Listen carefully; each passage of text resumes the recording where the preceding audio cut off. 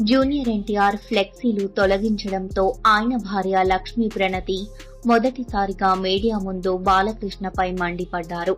ప్రస్తుతం ఈ వార్త ఇప్పుడు సోషల్ మీడియాలో ఎంతో వైరల్ గా మారింది. జనవరి 18న మాజీ ముఖ్యమంత్రి నందమూరి తారక రామారావు వర్ధంతిని పురస్కరించుకొని ఉదయాన్నే జూనియర్ ఎన్టీఆర్ కళ్యాణ్ రామ్ వచ్చి ఎన్టీఆర్ ఘాట్ వద్ద నివాళులర్పించారు. ఈ సందర్భాన్ని పురస్కరించుకొని జూనియర్ ఎన్టీఆర్ కళ్యాణ్ రామ్ పేర్లతో వారి ఫ్యాన్స్ భారీ ఎత్తున ఫ్లెక్సీలు, బ్యానర్లు ఏర్పాటు చేశారు. తండ్రికి నివాళులు అర్పించడానికి వచ్చిన బాలయ్య వాటిని చూసి ఫైర్ అయ్యారు.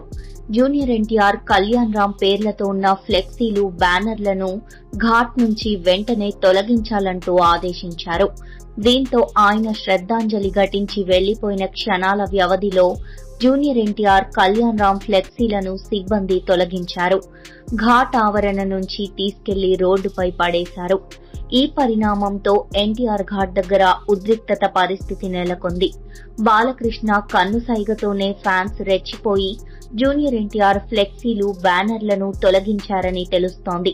తాతకు తగ్గ మనవడిగా, ఆస్కార్ నటుడిగా ఎంతో గుర్తింపు పొందిన జూనియర్ ఎన్టీఆర్ కు నందమూరి కుటుంబం ఇచ్చే విలువ ఇదేనా అంటూ కామెంట్లు వస్తున్నాయి.